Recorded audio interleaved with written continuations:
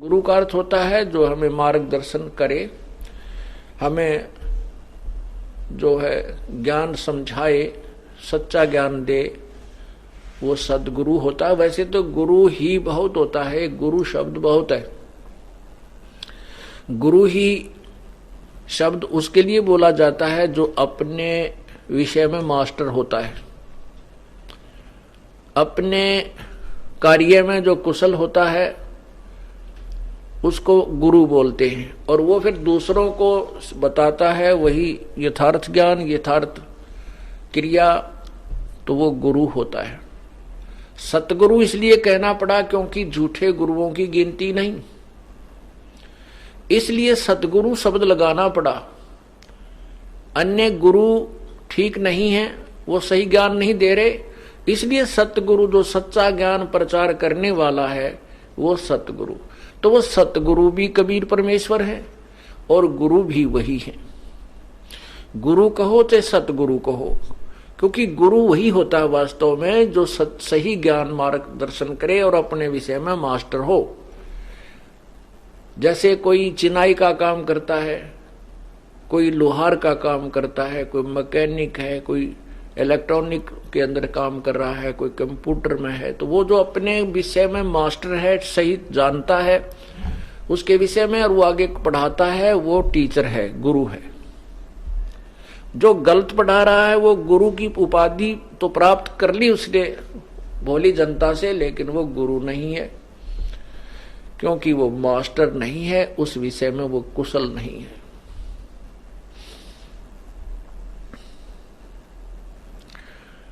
परमात्मा ने 600 वर्ष पूर्व बताया था कि ब्रह्मा विष्णु महेश ये नाशवान है, अविनाशी नहीं है। इनके माता पिता हैं, जन्म मृत्यु होता है, ये केवल 3 गुणों से युक्त है। रजगुण ब्रह्मा है, सतगुण विष्णु है, तमगुण शिव जी है। और इनकी पूजा करने से आप इसी काल के जाल में बंधे रहते हो, पूर्ण मोक्ष प्राप्त नहीं करते। परमात्मा की अमर वाणी में लिखा है,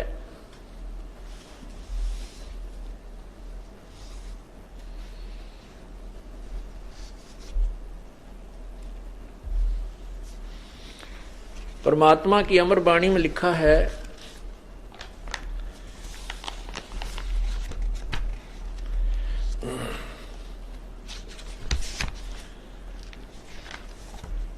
धर्मदास ये जग बोराना, कोई न जाने पद निर्वाण। यही कारण मैं कथा पसारा, जग से कहिए एक राम नियारा। परमात्मा अपनी सिंपल लैंग्वेज में बता रहे हैं जो सदग्रंथों के अंदर विद्यमान है। धर्मदास ये जग बोराना, कोई न जाने पद निर्वाण। निर्वाण पद मोक्ष मार्ग, पूर्ण मोक्ष मार्ग से कोई भी परिचित नहीं है। प्यारी आत्मा, अपनी प्यारी आत्मा धर्मदास जी को बंदी छोड़ कबीर परमेश्वर बता रहे हैं, जो आज से 600 वर्ष पूर्व परमात्मा ने जो तत्व ज्ञान बताया था, जो इन अज्ञानियों ने दबा दिया, छुपा दिया।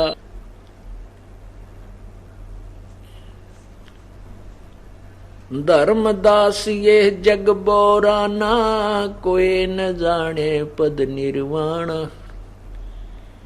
यही कारण मैं कथा पसारा, जग से कहिए एक राम नियारा। यही ज्ञान जग जीव सुनावो, सब जीवों का भरम नसावो। अब मैं तुमसे कहूँ चिताई, सब त्रिदेवन की उत्पत्ति भाई। अब मैं तुमसे कहूँ चिताई, त्रिदेवन की उत्पत्ति भाई। कुछ संक्षेप कहूँ गहुराई, सब संशय तुमरे मिट जाई। भरम गए जग वेद पुराना, उस आदि राम का भेद न जाना। राम राम सब जगत बखाने, आदि राम को कोई बिरला ही जाने। ज्ञानी सुने सो हृदय लगाई, मूर्ख सुने तो गम ना पाई। माँ अष्टंगी पिता निरंजन, ये जम दारुण वंशन अंजन। पहले कीन निरंजन राई, पीछे से माया उपजाई। माया रूप देख अति शोभा, देव निरंजन तन मन लोभा। काम देव धर्मराय सताए, देवी को तुरंत धर खाए। पेट से देवी करी पुकारा, हे साहेब मेरा करो उबारा। टेर सुनी तब हम ता आए, अष्टंगी का बंध छुड़वाए। सतलोक में कीना दुराचारी, काल निरंजन दीन नकारी। माया समेत दिया भगाई, 16 शंख कोस दूरी पर आई। अष्टंगी और काल अब दोई, मंद कर्म से गए बिगोई। धर्मराय को हिकमत कीना, नख रेखा से भग कर लीना। धर्मराय कीने भोग विलासा, माया को रही तब आशा। 3 पुत्र अष्टंगी जाए, ब्रह्मा विष्णु शिव नाम धराए। 3 देव विस्तार चलाए, इनमें ये जग धोखा खावे। पुरुष गम कैसे कोई पावे, काल निरंजन जग भरमावे। 3 लोक अपने सुत दीना, सोन निरंजन बासा लीना। अलख निरंजन सोन ठिकाना, ब्रह्मा विष्णु शिव भेद न जाना। 3 देव सो उसको ध्यावे, निरंजन का वे पार न पावे। अलख निरंजन बड़ा बटपारा, 3 लोक जीव करे आहारा। ब्रह्मा विष्णु शिव नहीं बचाए, सकल खाए पुन दूर उड़ाए। 3 के सुत हैं तीनों देवा, अंधर जीव करते हैं सेवा। अकाल पुरुष काहू नहीं चीन्या, ये काल पाए सभी गए लीना। ब्रह्म काल सकल जग जाने, आद ब्रह्म को ना पहचाने। 3 देव और अवतारा, ताको भजे सकल संसारा। 3 गुणन का ये विस्तारा, धर्मदास मैं कहूँ पुकारा। गुण 3 की भक्ति में ये भूल पड़ो संसार। कह कबीर निज नाम बिना भई कैसे उतरो पार।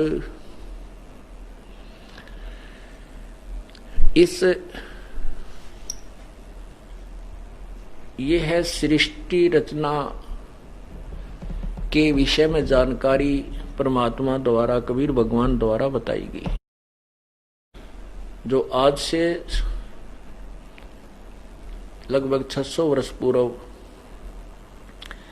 अपनी अमृतवाणी में उन्होंने बताया था, ज्ञान सुनाया था। और यही आज हमारे सदग्रंथों में विद्यमान है। परमात्मा ने क्या बताया है कि धर्मदास ये जग बोराना, ये पूरा संसार मानव समाज विचलित है, भ्रमित है, और कोई ना जाने पद निर्वाणा। कोई भी मोक्ष मार्ग नहीं जानता, किसी को भी पूर्ण मोक्ष का ज्ञान नहीं है। उनके पास पूर्ण मोक्ष प्राप्त करने की वे ऑफ वर्शिप नहीं है, पूजा की पद्धति विधि नहीं है। पुण्यात्माओं, एक व्यक्ति, क्योंकि परमात्मा मनुष्य आकार में है और वही परमात्मा अपने शरीर को हल्के तेज पुंज युक्त करके यहाँ प्रकट होते हैं। एक जनसाधारण जैसे होते हैं मनुष्य भी, परमात्मा भी इस ऐसे ही आकार का जैसा मानव शरीर है, स्त्री या पुरुष का। जिन्होंने परमात्मा को देखा है, जैसे आदरणीय गरीबदास साहिब जी ने कहा है कि हमरे ही हुनियार है, हमारा सृजनहार है। हमारा भगवान हमारे ही हुनियार माने हमारे ही हम रूप है, हमारे हम सकल है, हम आकार है, हमारे ही जैसा आकार का हमारा रचने वाला हमारा भगवान है। तो वो परमात्मा एक सिंपल मैन की, साधारण मनुष्य की वेशभूषा में और ऐसी भूमिका करते हैं, और वो आकर के बताते हैं। और वो एक व्यक्ति अर्थात एक गुरु जिसको अक्षर ज्ञान भी नहीं, और वो कह रहा है कि किसी भी ऋषि संत के पास कोई मोक्ष मार्ग नहीं है, वो सब भ्रमित कर रहे हैं, समाज को गुमराह कर रहे हैं, तो उस व्यक्ति की बात पर कौन विश्वास करेगा? और वो भी आज से 600 वर्ष पहले, जबकि कोई भी अक्षर ज्ञान युक्त नहीं था, केवल एक विशेष वर्ग को, जिसको ब्राह्मण कहा जाता था, उन्हीं को संस्कृत भाषा पढ़ने का अधिकार था। अन्य किसी जाति वालों को, हिंदू समाज में अन्य किसी जाति वालों को अर्थात अक्षत्रिय, शूद्र और वैश्य, इन 3 वर्णों को संस्कृत पढ़ने का अधिकार नहीं था। तो उस समय कोई भी संस्कृत भाषा से परिचित नहीं था। और परमात्मा कह रहे हैं कि जो जितने भी संत हैं ये सब गुमराह कर रहे हैं, इनके पास कोई मोक्ष मार्ग नहीं है, ये तुम्हारे जीवन के साथ खिलवाड़ कर रहे हैं। और वो संत जन कहते थे कि कबीर धानक है, शूद्र वर्ण में प्रगट है, ये संस्कृत भाषा से अपरिचित है, इसलिए ऊट पटांग बक रहा है। तो उन संस्कृत भाषा के जानकारों की ये बात हम हमारे समाज पूर्वजों के लिए एक एथेंटिक थी। अक्षत कह रहे हैं ये ऋषिजन के कबीर जी संस्कृत भाषा से अपरिचित है, इसलिए वेदों और गीता जी को और पुराणों को ये नहीं जान सकते, उनके विषय में झूठ बोल रहे हैं। इतना जरूर मानते थे कि ये कोई सिद्धि युक्त है, इनकी जबान में वचन में शक्ति है, बहुत से लोग स्वस्थ हो जाते हैं, और इसलिए परमात्मा के 64 लाख शिष्य तो बन गए थे, लेकिन उनको भगवान नहीं मानते थे। और ये भी नहीं मानते थे कि ये सत्य कह रहे हैं, उनके अनुयायी भी नहीं मानते थे इस बात को कि वेदों और गीता के बारे में जो कबीर जी बता रहे हैं ये ठीक होगा। ये दीवार क्यों बनी रही? क्योंकि हम अशिक्षित थे, मानव समाज अशिक्षित था, श्रद्धालु भक्तजन जो है अशिक्षित थे। आज परमात्मा ने ये भी कृपा बख्श दी कि सभी मानव समाज को शिक्षित कर दिया, और वही सदग्रंथ जिनको हम प्रमाणित और सत्य मानते हैं, आज हम पढ़ सकते हैं, हम उनको समझ सकते हैं। और उनको समझ कर इस दास ने ये तुलना की है कि कबीर जी ने जो कहा है वह सदग्रंथों में प्रमाणित है। उसके विपरीत जितने भी संत पंथ अब तक चल चुके हैं, उनकी पुस्तक दास के पास विद्यमान है, सुरक्षित है, कंप्यूटराइज कर दी है, उनकी सीडी बना बना करके हमने जन साधारण में पेश कर दी है कि ये ऐसा, ये पंथ वाले ये क्रिया बताते हैं, इस पंथ वाले ये क्रिया बताते हैं, ये ऋषि ये महर्षि ये बोल रहा है, और अपने सदग्रंथ ये बोल रहे हैं, और कबीर जी जो बोल रहे हैं वही सदग्रंथ बोल रहे हैं। परमात्मा ने 600 वर्ष पूर्व कहा था, वेद हमारा वेद है, मैं मिलो वेदन से नाही, जौन वेद से मैं मिलो वो वेद जानते नाही। ये वेद जो हैं अर्थात चारों वेद, ये मेरे ही विषय में जानकारी दे रहे हैं, लेकिन इन वेदों में वर्णित विधि से मेरी प्राप्ति नहीं हो सकती। और जिस वेद से अर्थात जिस तत्व ज्ञान से मैं मिलूं वो वेद जानते नहीं, अर्थात इन वेदों में वर्णित नहीं है वो विधि, वो ज्ञान इन वेदों में कंप्लीट नहीं है। इसलिए वेदों में यही कहा लास्ट में कि नैति नैति नेति नेति नेति, कि जो हम ज्ञान बोल रहे हैं वेद, चारों वेदों में, ये कंप्लीट नहीं है, इतना ही नहीं है, न इति, इसका अंत नहीं है। और जो सवसम ज्ञान, सवसम वेद परमात्मा ने जो कबीर वाणी, कबीर सागर में और कबीर शब्दावली के माध्यम से, कबीर बीजक के माध्यम से जो ज्ञान प्रचार किया है, वो कंप्लीट स्पिरिचुअल नॉलेज है, वो पूर्ण आध्यात्मिक ज्ञान है। और आज हम उन्हीं इस परमात्मा के द्वारा 600 वर्ष पहले कहे गए वो अमृत वचनों को आज वेदों और गीता में प्रमाणित करते हैं, सत्य मिल रहे हैं।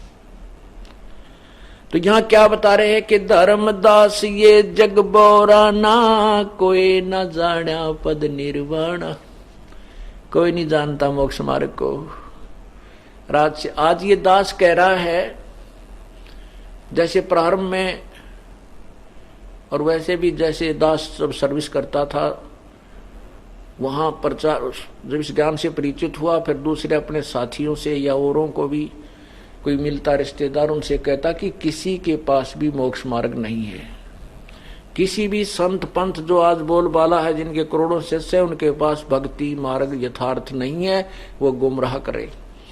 तो मेरे इस दास के द्वारा बताए गए भगवान वाले ज्ञान को, कबीर परमात्मा द्वारा बताए गए ज्ञान को जो दास प्रचार करता था, ये तो मान लेते थे कि आप कह तो सत्य रहे हो, लेकिन ये बात आपकी बिल्कुल व्यर्थ लगती है कि किसी भी संत के पास मोक्ष मार्ग नहीं है वर्तमान में। उनके इतने शिष्य जो हैं वो क्या मूर्ख हैं? वहाँ IAS अफसर हैं, वहाँ पर मजिस्ट्रेट भी, जज भी जाते हैं, वो सब शिष्य हैं उनके। क्या वो सब मूर्ख हैं? नहीं। मैं उनसे ये भी कहता था कि वो मूर्ख नहीं है, वो केवल एक अक्षर ज्ञान से परिचित हैं और अपने पूर्व कर्मों के, पूर्व पुण्यों के कारण वो आज किसी उच्च पद को प्राप्त है, लेकिन वो भक्ति मार्ग में बिल्कुल जीरो हैं। आध्यात्मिक ज्ञान से वो अपरिचित हैं, -0 हैं। वो चाहे IAS है, चाहे IPS है, चाहे CM है, चाहे PM है। वो एक अबोध बालक है। अबोध बालक को जो गुरु पद पर बैठा है, वो किसी प्रकार भी बहका दे, उसको मानना पड़ता है। वो सत्य कहे चाहे असत्य कहे।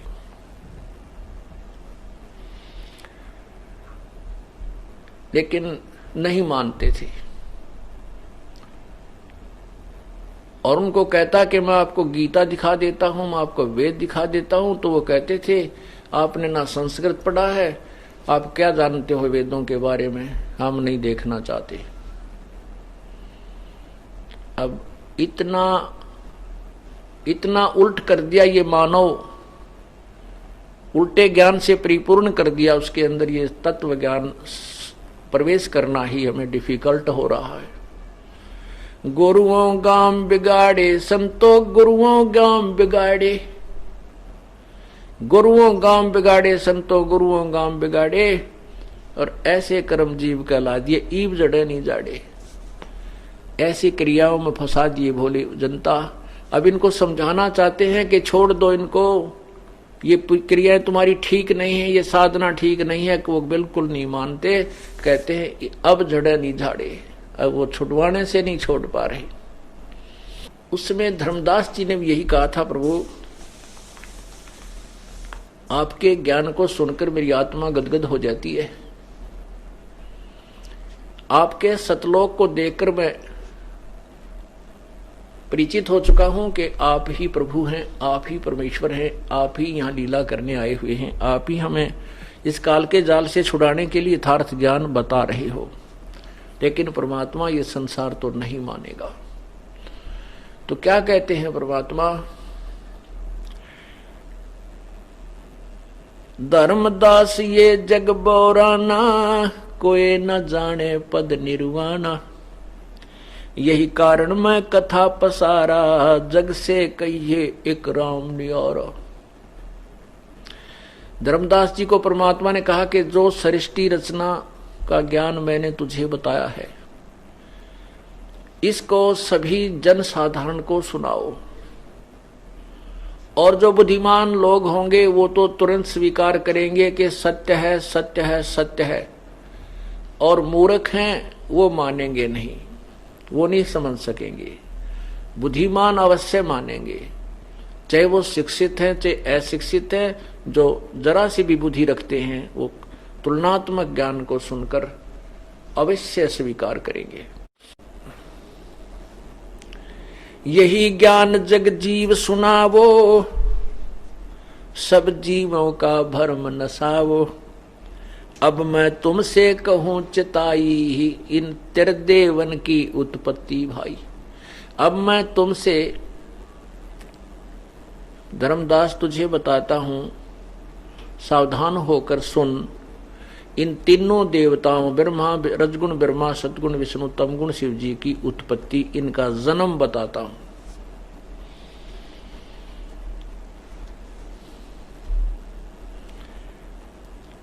कुछ संक्षेप कहूं गहुराई, सब संशय तुमरे मिट जाई। कुछ संक्षेप में बता दूंगा, वैसे तो बहुत लंबी चौड़ी है ये कथा, लेकिन मैं कुछ संक्षेप में तुम्हें बताता हूं और तेरे सभी संशय नष्ट हो जाएंगे। भरम गए जग वेद पुराना, आदि राम का भेद न जान्या। राम राम सब जगत बखाने, आदि राम कोई बिरलाए जाने। अब हम सभी राम राम तो करते हैं, कोई रब्बा रब्बा करता है, कोई अल्लाह अल्लाह करता है, कोई खुदा खुदा करता है, कोई गॉड गॉड करता है। परंतु वो गॉड कौन है, गॉड की डेफिनेशन भी पूर्ण रूप से नहीं बताई गई अपने को। परमात्मा की, राम की परिभाषा से भी हम परिचित नहीं हैं। राम राम तो सभी कहते हैं, भगवान भगवान सभी कहते हैं, लेकिन आदि राम कोई बिरला जाने। आदि राम सबसे पहले के प्रभु, परिभू, स्वयंभू। यजुर्वेद अध्याय नंबर 40 के मंत्र नंबर 8 में कबीर मनीषी, ओहो, शुक्रम अकायम ऐसनाविरम, परिभू स्वयंभू व्यवधाता। तो उस परमात्मा का, कबीर भगवान का, कबीर मनीषी यानी कबीर सर्वज्ञ। मनीषी माने वास्तव में विद्वान कबीर ही है। और वो शुक्रम अकायम ऐसनाविरम, उसका शरीर, परमात्मा का जो शरीर है वो माता पिता के योग से, शुक्र से नहीं बना। शुक्रम अकायम, माता पिता के योग से, शुक्रम से ना बन करके स्नायु रहित है। ऐसनायु का शरीर है प्रभु का। वो स्वयंभू है, वो परिभू है। परिभू माने सबसे पहले प्रकट होने वाला परमेश्वर, और स्वयंभू माने स्वयं, उसका कोई उत्पत्ति करता नहीं है। यजुर्वेद अध्याय नंबर 5 के मंत्र 1 में कहा कि अग्ने तनुरसी विष्णुवेत्वा सोमस्य तनुरसी। वो परमात्मा सशरीर है और उस परमात्मा का सबके पालन करने के लिए शरीर, वो भी शरीर है जो अतिथि रूप में यहाँ आता है। और वो कबीर मनीषी है। शुक्रम अकायम ऐसनाविरम व्यवधाता परिभू स्वयंभू, ये उस कबीर भगवान की के विषय में कहा है। कहते हैं जो मैं तुझे ज्ञान सुना रहा हूं, जो मूर्ख लोग होंगे, जो जैसे गीता जी के अध्याय नंबर 7 के श्लोक नंबर 12 से लेकर 15 में स्पष्ट किया है। गीता ज्ञान दाता अर्थात काल ब्रह्म बोल रहा है। वो कह रहा है कि इन तीनों गुणों के द्वारा जो भी होता है, रजगुण ब्रह्मा, सतगुण विष्णु, तमगुण शिव जीता है। रजगुण ब्रह्मा से जीवों की उत्पत्ति यानी एक रजोगुण प्रेरित करके सबकी संतान उत्पत्ति करवाता है। और विष्णु जी की जो सतोगुण से हम एक दूसरे में मोह पैदा कर लेते हैं, एक दूसरे में आसक्त हो जाते हैं, इतनी दृढ़ हो जाते हैं कि हमारे बस की बात नहीं कि हम अपनी संपत्ति, संतान या किसी माता पिता या पति पत्नी से अपना मन हटा सकें। इतना जबरदस्त जो हमारे अंदर दबाव है एक दूसरे का, और ये मालूम है कि हम कल मृत्यु को प्राप्त हो जाएंगे, हमारा कोई नहीं है, ये ज्ञान होते हुए भी हम नहीं उनसे दूर हो सकते। ये सतिथि बनाने का जो गुण है, ये सतोगुण है, ये श्री विष्णु जी में है। और संहार करने का गुण जो तमोगुण है, वो भगवान शंकर में है। हम इन तीनों गुणों से के द्वारा यहां पर एक दूसरे से कहते हैं, तीनों गुणों के द्वारा जो कुछ भी हो रहा है ये मुझसे ही जान। रजगुण ब्रह्मा से उत्पत्ति, सतगुण विष्णु जी से सतिथि और तमगुण शंकर जी से संहार, ये जो कुछ भी हो रहा है ये मेरे से ही जान। काल भगवान कह रहा है कि जो भी ये क्रिया तीनों कर रहे हैं ये मैं ही उसका मुख्य कारण हूं। कारण क्या है कि इस काल भगवान को श्राप लगा है, साप लगा है। 1 लाख जीव प्रति मानव शरीरधारी प्राणियों का निताहार करने का और 1.25 लाख की उत्पत्ति करने का। इसको श्राप समझो या इसको ये कोड लग गया जो इसने सतलोक में यह गलती की थी कि दुर्गा के साथ वहां इसने बदतमीजी की थी, दुर्व्यवहार करने का की चेष्टा की, इसी दुष्कर्म करने का प्रयत्न किया था। जिस ऐसे कर्म वहां करने वाले को ये रोग लग जाता है। तो ये कहता है कि इसने फिर अपने खाने के लिए 3 पुत्र उत्पन्न किए दुर्गा के संयोग में, पति पत्नी व्यवहार से।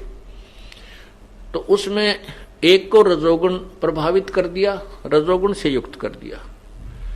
काल भगवान ने एक ब्रह्मांड के अपने एक ब्रह्मांड के सर्वोच्च स्थल पर, सर्वोच्च शिखर में एक ऐसा स्थान बना रखा है जिसको ये काशी नाम धरते हैं। काशी, काशी माने जो कभी नष्ट नहीं होती उस नगरी को काशी कहते हैं। तो ब्रह्मलोक के ऊपरले हिस्से में इसने 3 स्थान बना रखे, एक रजोगुण युक्त प्रभावित, दूसरा सतोगुण प्रभावित और तीसरा तमोगुण प्रभावित।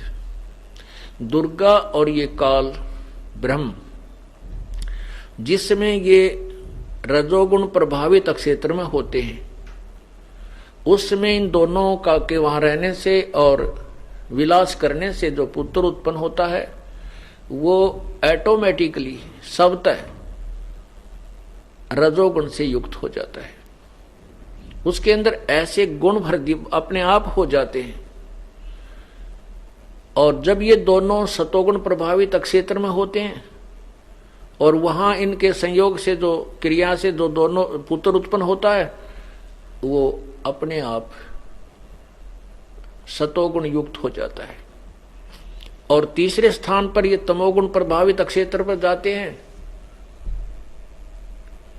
और वहां इनसे जो पुत्र उत्पन्न होता है उसको ये वो तमोगुण युक्त हो जाता है, उसमें तमोगुण ज्यादा हो जाता है शब्द है। तो फिर इन तीनों को ये बेहोश कर देते हैं, कोमा में रखते हैं। जब तक ये जवान नहीं होते, युवा होने पर इनको अलग अलग स्थान पर सचेत कर देते हैं और फिर इनकी ये दुर्गा जो है अपनी समझ शक्ति से 3 लड़कियां और उत्पन्न करती है, अर्थात स्वयं ही ये 3 रूप और धारण करती है और इन तीनों के साथ विवाह कर देती है। इससे ये काल भगवान की सृष्टि प्रारंभ हो जाती है। यहां वही बताना चाहते हैं प्रभु कि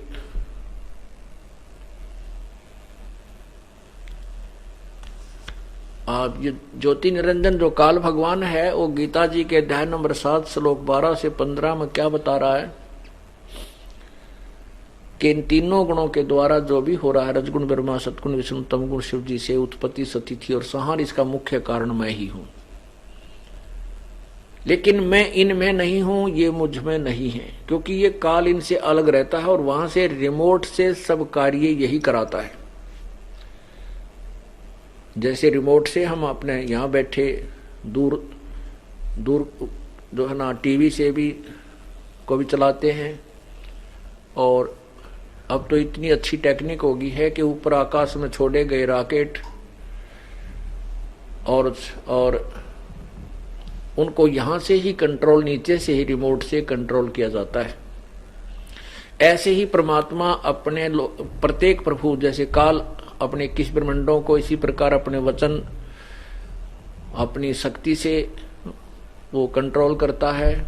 पूर्ण परमात्मा सभी ब्रह्मांडों को वही अपनी रिमोट से सबको कंट्रोल करता है। तो ये काल भगवान कहता है कि मैं इनमें नहीं हूं और ये मुझ में नहीं है। ये देखिएगा एक ब्रह्मलोक का लघु चित्र, ये देखिएगा ये एक ब्रह्मांड का लघु चित्र, ये एक ब्रह्मांड है, एक ब्रह्मांड देखो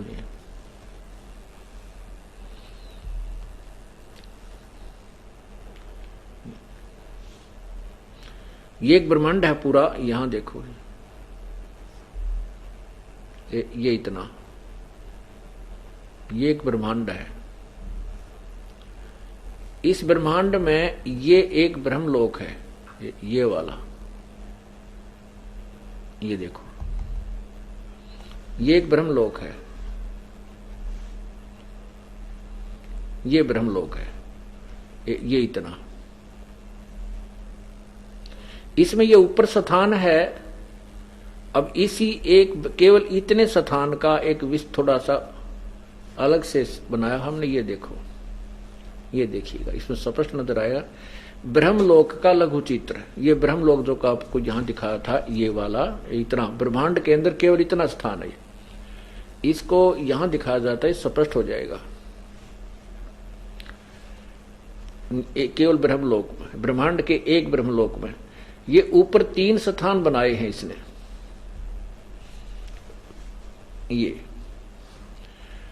ये रजोगुण प्रधान क्षेत्र है, ये वाला, ये रजोगुण प्रधान क्षेत्र लिखा है, ये रजोगुण प्रधान क्षेत्र है। यहां ये काल ब्रह्मा रूप धारण करके और दुर्गा को महासावित्री रूप धारण करके दोनों इस क्षेत्र में रहते हैं। इनसे जो पुत्र उत्पन्न होता है उसको ये रजोगुण युक्त कर देते हैं, अपने आप हो जाता है। इस क्षेत्र में जो भी रहेंगे, जब तक इनके संतान उत्पत्ति नहीं होती, ये इसी में रहेंगे। उसके बाद ये सतोगुण क्षेत्र है, ये वाला सतोगुण क्षेत्र, सतोगुण प्रधान क्षेत्र, ये वाला। तो इसमें जब ये काल जो है विष्णु रूप धारण करके लेता है और दुर्गा को लक्ष्मी रूप में रखता है, इन दोनों के संयोग से जो पुत्र उत्पन्न होता है वो सतोगुण युक्त हो जाता है, उसका नाम ये विष्णु रख देते हैं। ये तमोगुण प्रधान क्षेत्र है, इसमें ये दोनों रहते हैं। ये काल शिव रूप में रहता है, दुर्गा को, जिसको सदा शिव भी बोलते हैं काल को, आप जब शिव पुराण को पढ़ोगे तब समझ में आएगी। सदा शिव, महाशिव, ये काल रूप में, काल जो है सदाशिव रूप में रहता है और दुर्गा को उमा रूप में यानी पार्वती रूप में रखता है। इन दोनों के संयोग से जो पुत्र उत्पन्न होता है इस तमोगुण प्रधान क्षेत्र में, तो वो लड़का भी, वो बच्चा भी तमोगुण प्रधान हो जाता है। अब इसी सतलोक में, इसी ब्रह्मलोक में और क्या इसने जालसाजी की है, क्या धोखा किया है काल ने।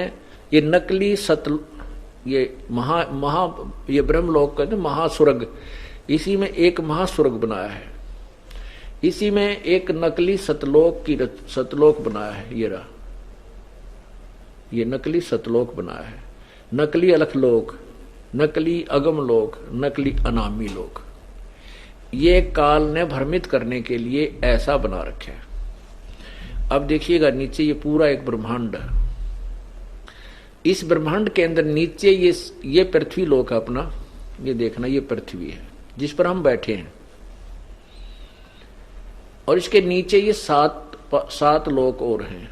ये वितल, महातल, अतल, सुतल, रसातल, पाताल और तलातल, ऐसे।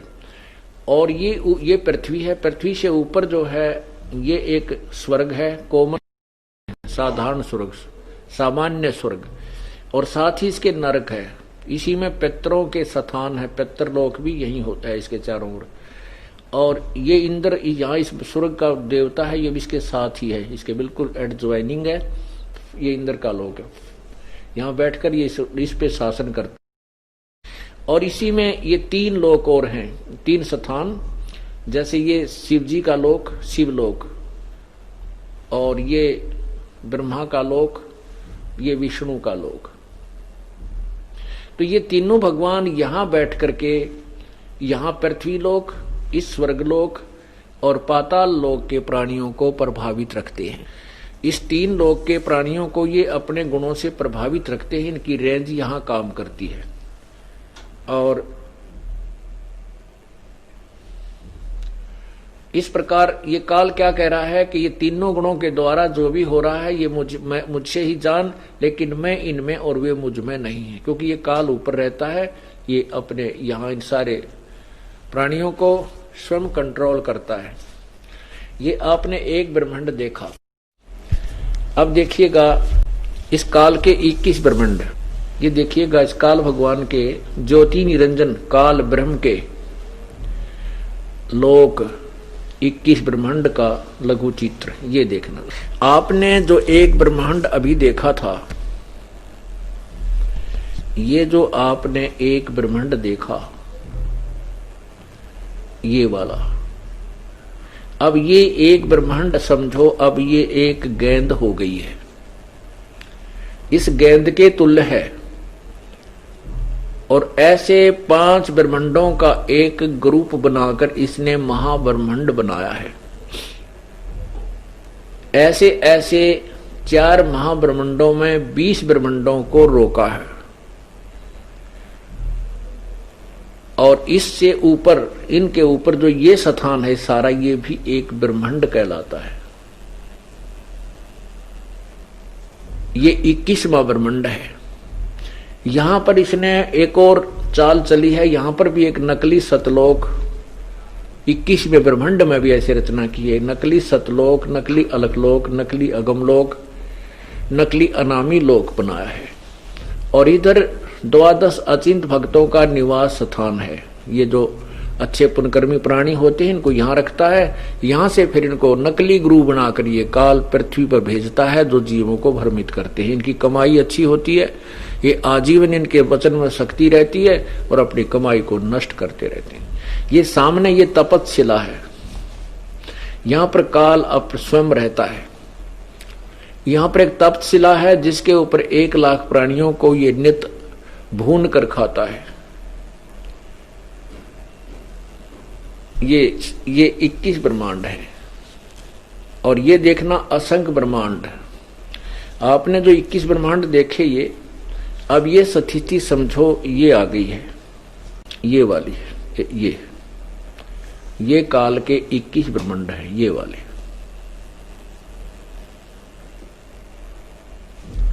ये 21 ब्रह्मांड। अब देखना है कि क्या स्थिति। ये एक ब्रह्मांड है जो गेंद बिल्कुल एक छोटी सी टिक्की सी नजर आती है, बिंदी सी।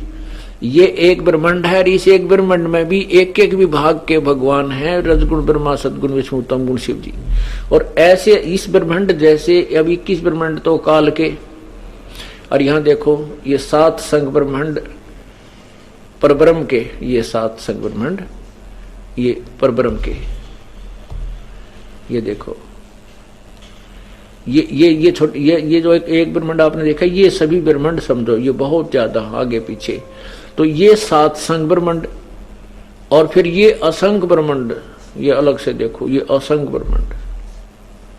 ये जो असंख्य ब्रह्मांड है, ये ब्रह्मांड और ये सतलोक अलग से, इन सभी ब्रह्मांडों का और ब्रह्म के साथ, परब्रह्म के साथ संग ब्रह्मांडों का, 21 ब्रह्मांड काल के ब्रह्मांडों का भी कंट्रोलर, यानी कुल मालिक, इनका भी संचालक, इनके ऊपर भी कंट्रोल रखने वाला ये सत्य पुरुष कबीर साहिब जी हैं।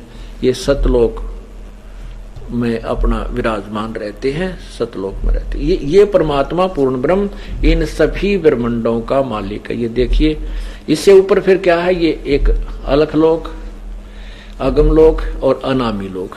ये और जितने भी 3 लोक और हैं सतलोक से ऊपर, ये सभी का और इन असंख्य ब्रह्मांडों का कुल संचालक, कुल मालिक ये कबीर परमात्मा है। ये केवल 21 ब्रह्मांड है।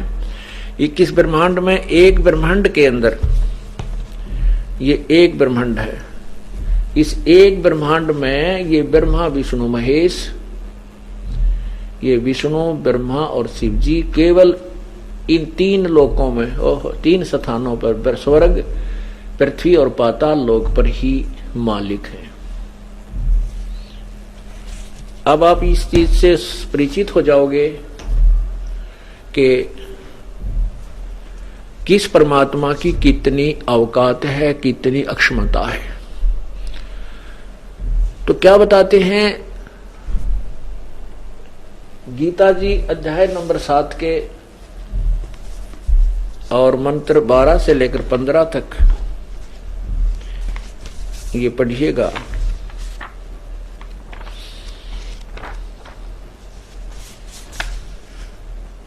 श्रीमद् भगवत गीता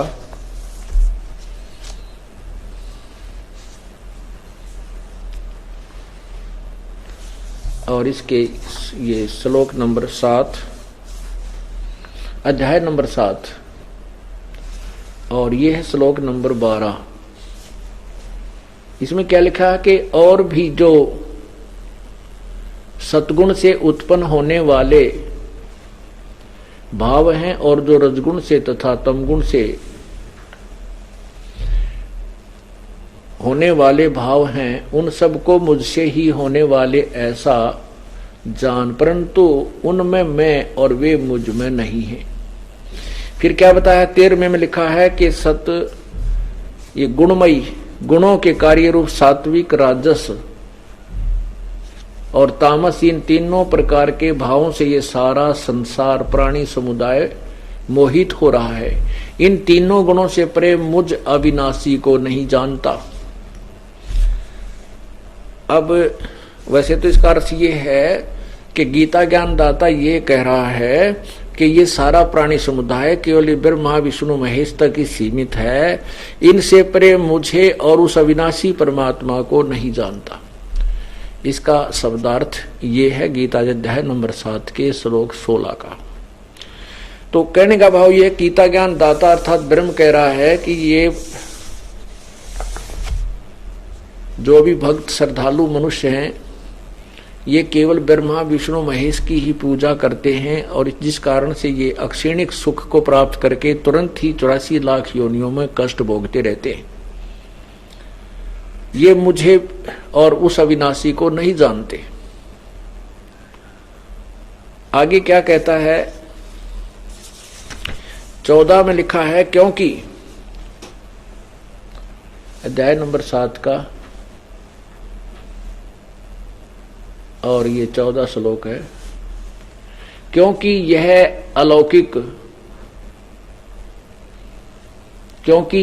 अलौकिक अर्थात अति अद्भुत त्रिगुणमयी मेरी माया, रजगुण ब्रह्मा सतगुण विष्णु तमगुण शिव जी द्वारा फैलाया गया जाल बड़ी दुस्तर है, परंतु बड़ी खतरनाक है, परंतु जो पुरुष केवल मुझको ही निरंतर भजते हैं वे इस माया को उल्लंघन करते हैं अर्थात संसार से तर जाते हैं। यानी जो कहने का भाव ये है कि जो इन तीनों गुण रूपी, कहने का भाव ये है कि ये तीनों गुणों की जो पूजा करते रहते हैं और जो मुझ इनसे ऊपर अगर मेरी जो पूजा करते हैं, जो वेदों अनुसार साधना करते हैं, वो इन तीनों गुणों से ऊपर उठ जाते हैं। अब देखो गीता जी अध्याय नंबर 7 के श्लोक नंबर 12 से लेकर के लास्ट तक 24-25 तक और 29 में 30 तक बिल्कुल स्पष्ट किया है और 8वें अध्याय में फिर स्पष्ट किया है कि मेरे से अतिरिक्त जो परमात्मा है वही पूर्ण मोक्षदायक है। तो इसमें क्या बता रहे हैं कि इन तीनों गुणों से ऊपर जो मुझे भजते हैं तो इनसे ऊपर उठ जाते हैं।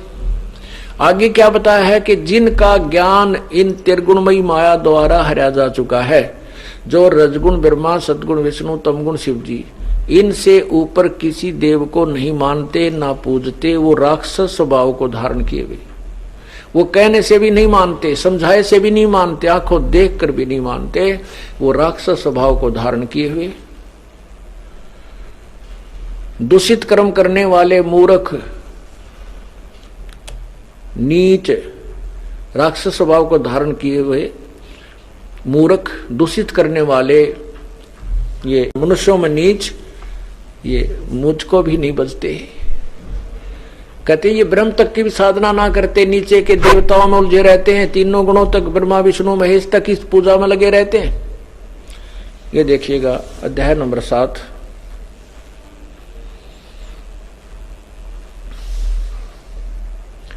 और ये मंत्र 15। माया के द्वारा, उसी त्रिगुणमयी माया जो यहां लिखा नहीं है, क्योंकि यह अलौकिक अर्थात अति अद्भुत त्रिगुणमयी मेरी माया, यही कह, इसी का यहां प्रमाण है कि माया के द्वारा, रजगुण ब्रह्मा, सतगुण विष्णु, तमगुण शिवजी रूपी त्रिगुणमयी माया द्वारा जिनका ज्ञान हरा जा चुका है, ऐसे आसुर स्वभाव को धारण किए हुए, आसुर माने राक्षस, मनुष्यों में नीच और दूषित कर्म करने वाले मूर्ख, मूढ़ लोग मुझको नहीं भजते। अब यहां प्रसंग ये था, परमात्मा क्या बताते हैं, ज्ञानी सुने सो हृदय लगाई, ये मूढ़ सुने तो गम न पाई। अब उनके ऊपर संकेत है कबीर परमात्मा का, जो गीता जी भी उनको मूर्ख, राक्षस स्वभाव को धारण किए हुए मनुष्यों में नीच, दूषित कर्म करने वाले मूर्ख, उनके लिए बताते हैं परमात्मा कि ज्ञानी सुने सो हृदय लगाई, ये मूर्ख सुने तो गम ना पाई। क्योंकि ये इन्हीं भगवानों में इतने रंग चुके होते हैं कि आंखों देखकर भी इनको त्यागने को तैयार नहीं, इसलिए और फिर क्या करते हैं, मारने मरने को तैयार हो जाते हैं। तो ये राक्षसों के कर्म होते हैं, जो सत्य को ना स्वीकार करके और मारने मरने पर उतारू हो जाते हैं, वो राक्षस होते हैं, साधु नहीं होते। ज्ञानी सुने सो हृदय लगाई, मूर्ख सुने तो गम न पाई। गम माने समझ नहीं सकता, इस भेद को नहीं ग्रहण करते। क्या बताने जा रहे हैं कि मैं जो बताने जा रहा हूं इसको विद्वान पुरुष तो स्वीकार कर लेंगे, लेकिन 7वें अध्याय के, गीता जी के 7वें अध्याय से के 12 से लेकर 15 तक में वर्णित जो व्यक्ति हैं वो नहीं समझ पाएंगे। क्या बताना चाहते हैं, माँ अष्टंगी पिता निरंजन, ये जम दारुण वंशन अंजन। इस ब्रह्मा विष्णु महेश की, रजगुण ब्रह्मा की, सतगुण विष्णु की, तमगुण शिवजी की के माता तो है, माता पिता कौन है, दुर्गा इनकी माता है, और ज्योति निरंजन ये सदा शिव, काल ब्रह्म, महाविष्णु जिसको कहते हैं, ये इनका पिता है। माँ अष्टंगी पिता निरंजन, ये जम दारुण वंशन अंजन। ये तीनों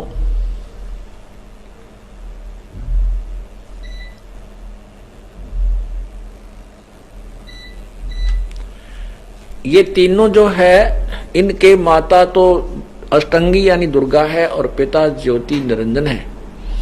और यही ये दारुण माने दुस्तर, ये खतरनाक इन्हीं के वंश हैं। रजगुण ब्रह्मा, सतगुण विष्णु, तमगुण शिव जी, ये दुर्गा और विष्णु के, दुर्गा और शिव के ही, इसके ज्योति निरंजन अर्थात ब्रह्म के ही वंश हैं, इन्हीं के पुत्र हैं। ये खतरनाक है, और वही गीता जी बता रही है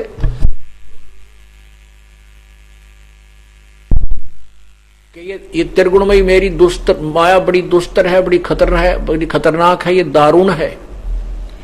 और वही परमात्मा बता रहे हैं कबीर जी कि इनके माता तो अष्टंगी है और पिता ज्योति निरंजन काल है, और ये दारुण वंश नंदन, ये उसी के निरंजन के अंश हैं, ये खतरनाक हैं। पहले कीन निरंजन राई, पीछे से माया उपजाई। अब सृष्टि रचना के अंदर आता है कि सर्वप्रथम परमात्मा पूर्ण ब्रह्म सतपुरुष कबीर देव, सतपुरुष इसकी उपाधि है। सतपुरुष का अर्थ होता है अविनाशी परमात्मा। और कबीर देव इनका वास्तविक नाम है। ये परमात्मा कबीर देव सर्वप्रथम अनामी लोक में, अकय लोक में रहता था। सबसे पहले केवल एक अकय लोक था। उसके बाद इसी प्रभु ने नीचे के अगमलोक, अलखलोक और एक सत्यलोक, इन 3 लोकों का और निर्माण किया। वो तीनों अविनाशी रूप में उनको स्थापित किया। वहां पर फिर अपने वचन से 16 सतलोक के अंदर उस परमात्मा ने फिर ऊपर से 3 रूप और बनाए अन्य। वो अगमलोक में अगम पुरुष रूप में विराजमान हुए, अलखलोक में अलख पुरुष नाम से विराजमान हुए और सतलोक में ये सतपुरुष नाम से विराजमान हुए। सतलोक के अंदर इन्होंने फिर अन्य कंस्ट्रक्शन की, अपनी सबद शक्ति से 16 द्वीप बनाए।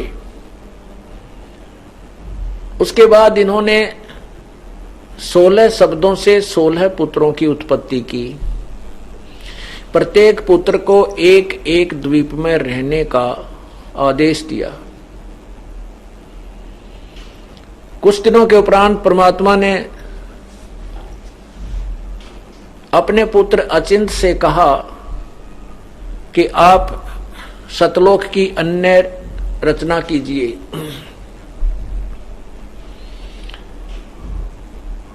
तब अचिंत ने अपने शब्द शक्ति से इस अक्षर पुरुष अर्थात परब्रह्म की उत्पत्ति की। परब्रह्म जो है ये एक सतलोक में रचे हुए बनाए हुए प्रभु के द्वारा ही एक फिर बाद में सरोवर उत्पन्न किया। उस सरोवर में जाकर के, अमृत सरोवर में जाकर के स्नान करने गया, वहां जाकर के सो गया, विश्राम किया। सतलोक में श्वासों से शरीर नहीं है, इसलिए वहां अविनाशी प्राणी रहते हैं, अविनाशी हंस रहते हैं। बहुत समय तक बाहर नहीं आया, तब पूर्ण परमात्मा ने उसी जल से एक अंडा बनाया अपनी शब्द शक्ति से। उस अंडे में एक आत्मा प्रवेश की, जिस कारण से वो अंडा फिर जल में छोड़ा। गड़गड़ गड़गड़ करता हुआ वो अंडा नीचे गया। उसकी गड़गड़ाहट की आवाज से, शोर से उस परब्रह्म अर्थात अक्षर पुरुष की निंद्रा भंग हो गई। तब परमात्मा ने आकाशवाणी की कि तुम दोनों बाहर आओ। अक्षर पुरुष ने अपनी निंद्रा भंग होने के कारण दुखी होकर, कुपित होकर अंडे को देखा था, जिस कारण से अंडा फट गया। 2 भाग होते ही उसमें से ज्योति निरंजन निकला। इन दोनों को बाहर बुलाया और कहा कि तुम अचिंत के लोक में रहो, उस द्वीप में रहो। ये तीनों के तीनों एक द्वीप में रहने लगे। उसके बाद परमात्मा ने अचिंत से आगे सृष्टि करने की शक्ति वापस ली और स्वयं हम हंस आत्माओं की अपने वचन से, अपने ही शरीर से सबकी उत्पत्ति की। वह हमारा मानव सदृश शरीर है, वह हमारा मानव सदृश शरीर था और शेष जो वहां पर रह रहे हैं उनका भी मानव सदृश शरीर है। उनका शरीर असनाविरम अकायम शुक्रम अकायम, वो बिना स्नायवी का, बिना नाड़ी नूड़ी का बना हुआ है। और वहां हमारे शरीर का जो चमक है, नूर है, जो शोभा है, वो 16 सूर्य जितने प्रकाश जितनी है, इतनी चमक है हमारे शरीर। उस वहां के रहने वाले जो आत्माएं हैं, जो हंस हैं, जो वहां रहते हैं, उनकी इतनी। तो हमारी भी ऐसे ही हमारा शरीर था।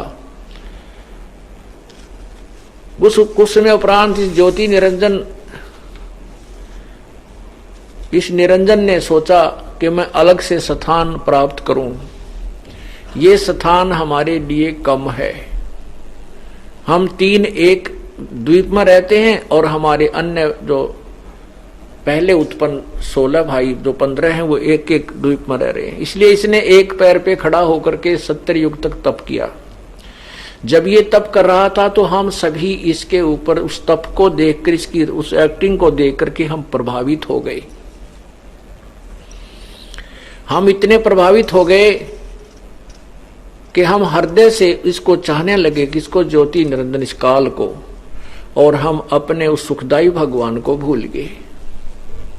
उस सुखदायी जिसने वहां सब सुख दिया हुआ था, कोई कष्ट नहीं था, कोई रोग नहीं था, कोई भूख प्यास अकाल मृत्यु नहीं थी, हम उस भगवान को छोड़ करके इस काल के ऊपर आसक्त हो गए, हृदय से चाहने लगे।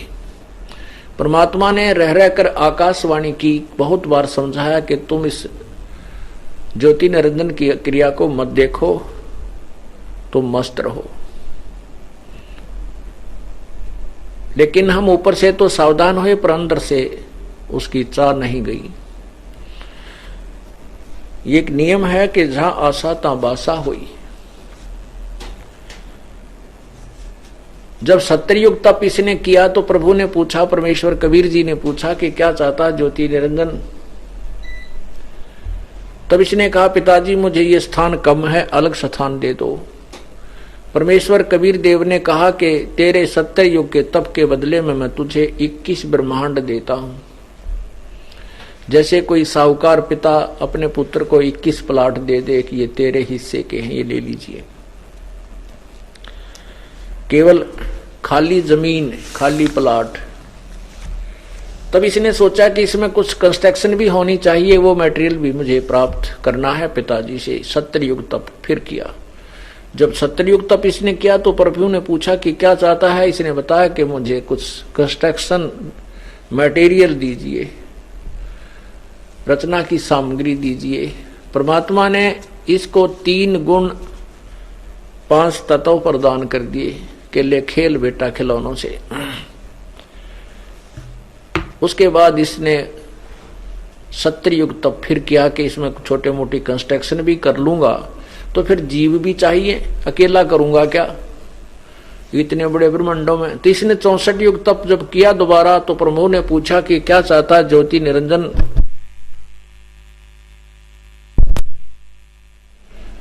तूने जो मांगा था वो मैंने दे दिया है, अब और क्या चाहता है? तब इसने कहा कि प्रभु मुझे कुछ आत्मा दे दो, मेरा अकेले का दिल नहीं लग रहा। तो प्रभु ने कहा कि देख भाई, ये आत्मा मेरा अंश है, ये मेरे बच्चे हैं, मेरे शरीर से निकले हैं, मेरे द्वारा उत्पन्न हैं, इनको मैं नहीं दे सकता किसी भी कॉस्ट पे, किसी भी कीमत पर, किसी भी तप जप के बदले में ये नहीं मिलेंगे। और मांग, तुझे क्या मांगना है?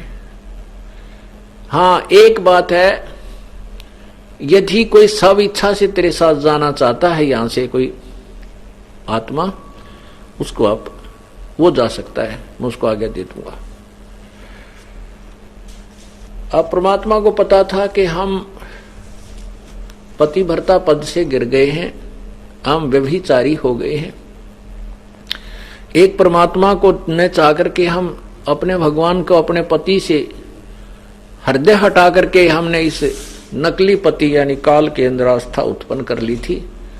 उन आत्माओं को से परमात्मा परिचित था, जो बार बार कहने पर, सावधान करने पर भी वो नहीं माने थे। उनमें से हम हैं जो आज इस काल के जाल में कितने पीड़ित हैं।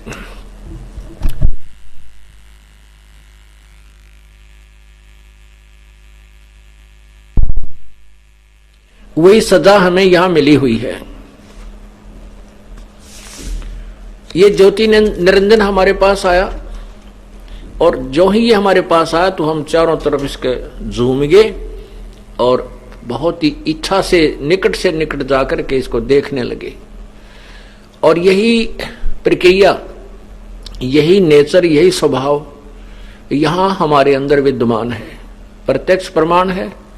यहां हिसार जिले में या यहां बरवाला में कोई भी हीरो या हीरोइन, नेता या अभिनेता या अभिनेत्री आ जावे और वहां देखे फिर इन बालकों का, बच्चे जो नौजवान हैं, अरीब तक बूढ़े भी घाट ना रह रहे, नरी पिक्चर देखे तो देखो वहां ये परमात्मा वो खड़ा है कम से कम 1 किलोमीटर दूर किसी स्टेज पर, और वहां देखे एडी उठा कर देख रहे, वो खड़ी वो खड़ा, और कुछ लेना एक न देने दो, वहां कुछ मिलना नहीं उनको उनसे। वो अपनी रोजी रोटी के लिए बकवाद चटक मटक करते हैं और हम उनके पीछे फूल बने रहते हैं। ऐसे ही काल के पीछे हम फूल बने, मूर्ख बने। वही स्वभाव हमारे अंदर है। इसने हमें क्या दिया? हमारा ही जूता, हमारा ही शीश, अपनी कमाई कर, जैसे करेगा वैसे भर। बस ये नियम बनाकर यहां छोड़ दिए इसमें लाकर। अब कमाई बने कैसे मिसगाइड कर दिए, अपने नकली दूत भेज दिए। जैसे आपने विष्णु पुराण में पढ़ा, विष्णु पुराण में लिखा है कि एक समय देवताओं और राक्षसों का युद्ध हो गया और दोनों ही वेदों अनुसार साधना करते थे, ऐसा लिखा है।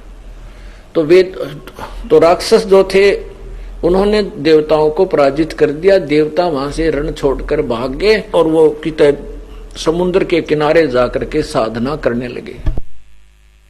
फिर उन्होंने भगवान विष्णु को, सदा शिव को के रूप में, यानी पूर्ण ब्रह्म के रूप में, पर ब्रह्म के रूप में, पता नहीं के रूप में साधना करनी शुरू की। तो ये काल भगवान विष्णु रूप में प्रकट हुआ। उनसे पूछा कि क्या चाहते हो? तो उन्होंने कहा कि भगवान, ये जितने राक्षस लोग हैं ये भी शास्त्र अनुकूल साधना करते हैं, वेदों अनुसार साधना करके हमसे बलिष्ठ हो गए हैं, सिद्धि शक्तियों में ज्यादा हैं, हमारे काबू नहीं आते। हमें ऐसा वर दो कि हम उन राक्षसों पर विजय पावें।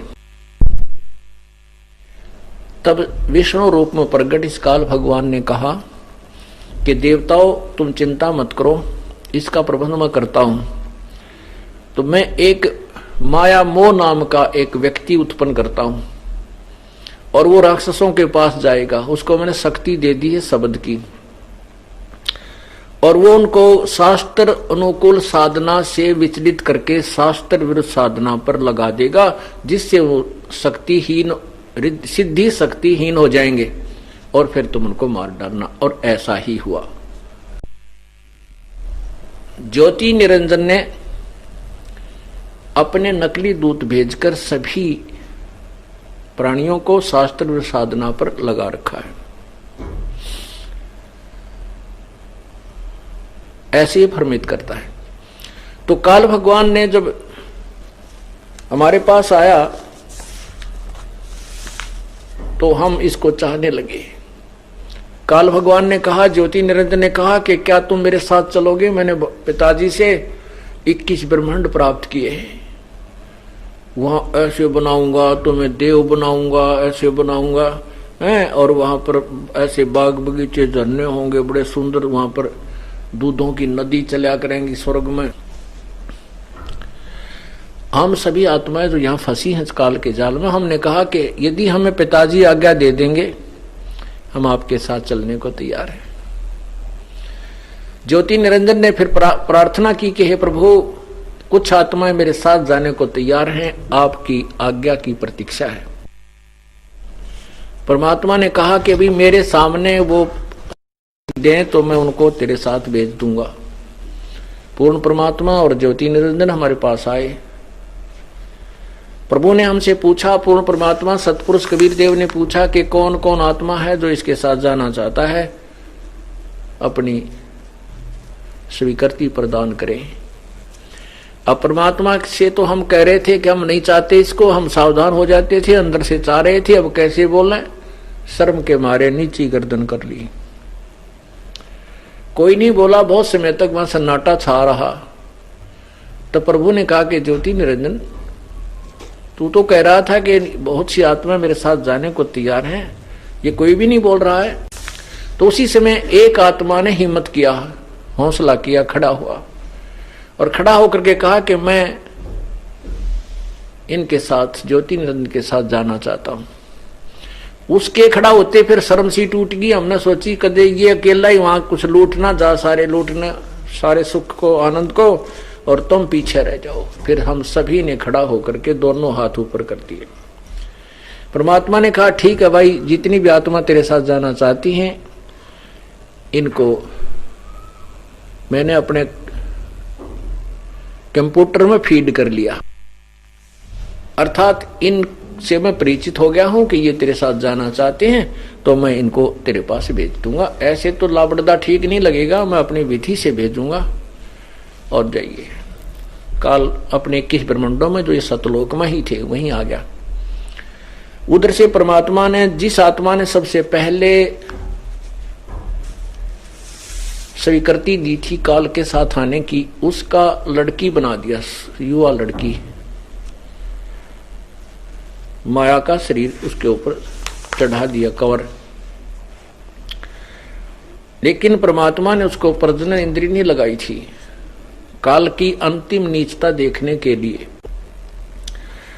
बाकी पूर्ण रूप से युवा लड़की बनाई और उसके अंदर शब्द शक्ति से सभी आत्माओं को प्रवेश कर दिया और उससे कहा कि बेटी मैंने तेरे को शब्द शक्ति प्रदान कर दी है और सभी आत्माएं जो उसके साथ जाना चाहती थी निरंजन ज्योति निरंजन के साथ, वो तेरे अंदर प्रवेश करती हैं और आप वचन से जितो भी बोलोगे उतने ही नर और मादा उत्पन्न हो जाएंगे।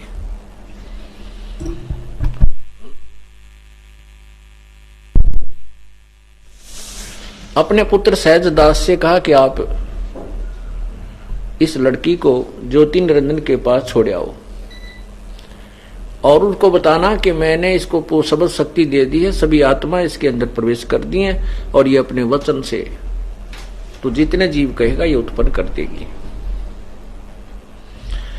ऐसा ही सहजदास ने किया और लड़की को वहां छोड़ा, उसको बता दिया। अब लड़की युवती थी, युवा होने के कारण उसका रूप रंग निखरा हुआ था। ज्योति निरंजन के मन में दुष्टता उत्पन्न हुई और पुण्यात्माओं यही दुर्भावना, ऐसी ही ये बैड नेचर, बुरा स्वभाव यहां भी विद्यमान है।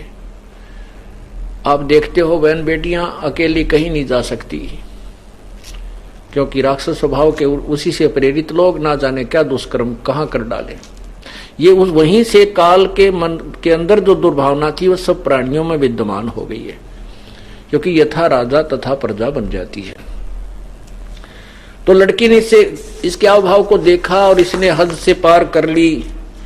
जब अष्टंगी ने कहा कि ज्योति निरंजन तू होश में आ, परमात्मा ने मेरे को शब्द शक्ति दी है और जितने जीव तू कहेगा मैं उत्पन्न कर दूंगी, ये जुल्म मत कर, तू मेरा बड़ा भाई क्योंकि आप पहले अंडे से उत्पन्न हुए और मैं तेरी बहन हूं, बहन भाई के साथ ऐसा जुल्म करता है ये पाप का भागी बन जाएगा। ज्योति निरंजन में काम वासना इतनी प्रभावित होगी, ये रजोगुण इतना प्रभावित हो गया कि इसने कुछ नहीं सुना और चाहा कि मैं इस लड़की को आलिंगन बंद करूं। उसी समय उस लड़की ने सूक्ष्म रूप बनाया और जो ही उसने अभद्र ढंग से मुंह खोला हुआ था हवस के कारण, उसके मुख के माध्यम से पेट में प्रवेश किया और वहां जाकर के प्रभु परमात्मा कबीर देव से प्रार्थना की है पिताजी मेरे साथ ऐसे ऐसे इसने बदतमीजी की। परमात्मा ने पता था कि तुमने इसे लड्डू देगा, यू एक बार जाओ इसके साथ, लेकिन हम मान नहीं रहे थे। हम अपनी जिद पर इतने हो जाते हैं नालायकी के कारण और फिर बहुत ज्यादा कष्ट उठाते हैं। एक लड़की, ये दास जब सर्विस करता था तो वहां वो मजदूरी करने आई हुई थी और रो रही बुरी तरह। दो बच्चे उसके वहीं खेल रहे वहां पर, एक को तो उसने कपड़ा सा बांध के वृक्ष के लटका रखा और एक वो मिट्टी में पड़ा रो रहा और वो भी रोए। जब उससे पूछा बहन क्यों रो रही है, क्या बात है, तब उसने सारी कहानी बताई कि मैं अपने पैर पे आप कवाड़ा मार के आई हूं। कारण बताया कि मैं एक अच्छे घर की लड़की थी और जो मेरा पति है वो वहां सर्वेंट था, नौकरी करता था और हम फिल्म देखा करते। फिल्म में कोई किसी तो ब्याह करवा ले है, कोई किसी तो बस प्रेम कर लेते हैं। तो वो देख करके मैं भी प्रेरित होगी, नादान बुद्धि थी और मैंने इसके साथ शादी कर ली। मेरे पिताजी बहुत मैटे, आखिरी सांस तक उसने यहाँ तक भी कह दिया, हमारे माता पिता ने सारी कुछ समझाई बेटी तो बहुत दुख पाओगी, तो ये भावना बस बह रही है इस नालायक के कारण, तेरा ब्याह करना हम कर देंगे कि तो अच्छी तरह करेंगे बेटा, शादी करवानी है तो हम कौन से नहीं करेंगे। लेकिन मैंने अपने पिता और माता की कोई बात नहीं सुनी, इसके साथ मैं फरार होगी। हमने कोर्ट में शादी कर ली। अब ना तो माता पिता आते, कति कट ऑफ कर लिया उन्होंने। और ये शराब पीता है, मैं मजदूरी करती हूं और समय पर रोटी नहीं मिलती। नो कह कवा फेर फूट फूट कर रोने लगी कि क्या इलाज इस बात का। तो वही दशा हमारी हुई। हम अपने पिता की उस बड़ी थाली को लात मारे, जहां हर चीज विद्यमान थी, बगैर काम किए वहां मिलता था, बड़ा भंडारा था उस भगवान का, और वहां बिना परिश्रम के हमें सब कुछ आनंद ही आनंद था। और इस काल के साथ हम मना करते करते अपनी ही सोच से सोचकर इसके साथ आ गए, तो इसने हमारे को ये टिंडे दिए जो ही हमने पता है, कोई गधा बना रखा है, कोई गधी बना रखी, कोई कुतिया, कोई कुत्ता, कोई सूर, कोई कैंसर से पीड़ित है, किसी का कोई बीमारी है, किसी का बेटा मर गया, किसी की बेटी विधवा, और हाहाकार आग लगा रखी है पूरे 21 ब्रह्मांड में। तब परमात्मा ने वहां से, पूर्ण परमेश्वर वहां से अपने लोक यानी अपने स्थान से, अपने निज राजधानी से वहां 21 ब्रह्मांडों में आया, जो कि 21 ब्रह्मांड सतलोक में एक कोने में दे रखे थे इसको, और कहा ज्योति निरंजन सुन ले, आज से तेरे को ये बीमारी लगी, 1.25 लाख व्यक्ति मनुष्य जीवधारी शरीरधारी जीव उत्पन्न करा करेगा, और 1 लाख का नित आहार करेगा। लड़की को उसके पेट से निकाल दिया और कहा कि तुम भाग जाओ यहां से, 21 ब्रह्मांड लेकर के, तुम यहां भी रहने योग्य नहीं हो, तूने यहां भी ऐसा जुल्म कर दिया। और लड़की ने से कहा कि तुमने जो अपने पैर पे कुहाड़ा मारा, इसका दंड भोगो, जाई बाग। अभी क्या, अभी तो इसका जो है ना स्टार्ट है, ये तेरे साथ जो जुल्म किया है तो इसका स्टार्ट है, अभी तो इस जुल्म का सूर्य उदय हो रहा है, आगे देखना क्या करेगा। तो 21 ब्रह्मांड समेत वहां से हमें धक्का दे दिया परमात्मा ने। वहां से ये काल के 21 ब्रह्मांड 16 शंख कोश की दूरी पर आकर के सतलोक से आकर के रुक गए। एक कोश 3-3.25 किलोमीटर का होता है। तो हम इतनी दूर आकर के ये 21 ब्रह्मांड अपने आप घूमने लग गए। अब ज्योति निरंजन ने कहा कि दुर्गा के साथ वही दुष्कर्म फिर करना चाहा। दुर्गा ने कहा कि तू मेरा कुछ ध्यान कर ले ज्योति निरंजन, मैं एक तो पहले तो तू मेरा बड़ा भाई, मैं तेरी छोटी बहन, क्योंकि तू पहले अंडे से उत्पन्न हुआ, उसके बाद हमारी जीव आत्मा रूप में हमारी उत्पत्ति उसी पिता से हुई। अब मैं तेरे पेट से बाहर निकल के आई हूं तो मैं तेरी बेटी होगी। यानी उस लड़की ने उसको हर शर्मिंदगी यानी हर प्रकार से कोशिश की कि अपनी इज्जत की रक्षा करूं, लेकिन नहीं माना। उसने अपने नाखूनों से, नख से प्रजनन इंद्रिय यानी भग बनाया और लड़की से जबरदस्ती शादी करके 3 पुत्रों की उत्पत्ति की। अब इस श्लोक को, इस सेंटेंस को क्लियर करने के लिए यहां तक की कथा आपको सुनानी पड़ी। मां अष्टंगी पिता निरंजन, ये दम जारुण वंशन अंजन। पहले कीन निरंजन राई, पीछे से माया उपजाई। पहले ज्योति निरंजन की उत्पत्ति की अंडे में, और पीछे से दुर्गा की उत्पत्ति की। उस आत्मा को लड़की अष्टंगी बनाया, दुर्गा बनाया, जिसने सर्वप्रथम इस काल के साथ आने की सहमति व्यक्त की थी। पहले मां अष्टंगी पिता निरंजन, ये जम दारुण वंशन अंजन। पहले कीन निरंजन राई, और पीछे से या दुर्गा उपजाई। माया रूप देख अति शोभा, देव निरंजन तन मन लोभा। दुर्गा का सुंदर रूप देख के इस काल का जो है काल इस पर आसक्त हो गया। काम देव धर्मराय सताए, देवी को तुरंत धर खाए। इस काल के अंदर ये विषय वासना रजोगुण इतना प्रभावित हो गया कि इसने दुर्गा के साथ दुष्व्यवहार करना चाहा, तो दुर्गा इसके पेट में चली गई, अर्थात इसने उस देवी को खा लिया। पेट से देवी करी पुकारा, हे साहेब मेरा करो उभारा। हे भगवान मुझे बचाओ। टेर सुनी तब हम ता आए, अष्टंगी का बंध छुड़वाए। काल के पेट से बाहर निकाली, बंधन छुड़वाया। सतलोक में कीन्हा दुराचारी, काल निरंजन दीना नकारी। सतलोक के अंदर इन्होंने दुराचार किया, इसलिए काल को वहां से सतलोक से निकाल दिया। माया समेत दिया भगाई, 16 शंख कोस दूरी पर आई। परमात्मा यहां आए जब कहा था कि 16 शंख पर हमरा तकिया गगन मंडल के जिंदा, हुक्म हिसाबी हम चल आए काटन यम का फंदा। 16 शंख पर हमरा तकिया, तकिया माने हमारा स्थान, सर्वोच्च स्थान। तकिया सिरहाने लगाते हैं ना हम, इसलिए तकिया। सर्वोच्च स्थान पर हमारा वो तकिया, यानी सबसे ऊंचे स्थान को कहते हैं, वहां हमारा तकिया है। 16 शंख कोस पर हमारा तकिया गगन मंडल के जिंदा, हुक्म हिसाबी हम चल आए काटन काल का फंदा।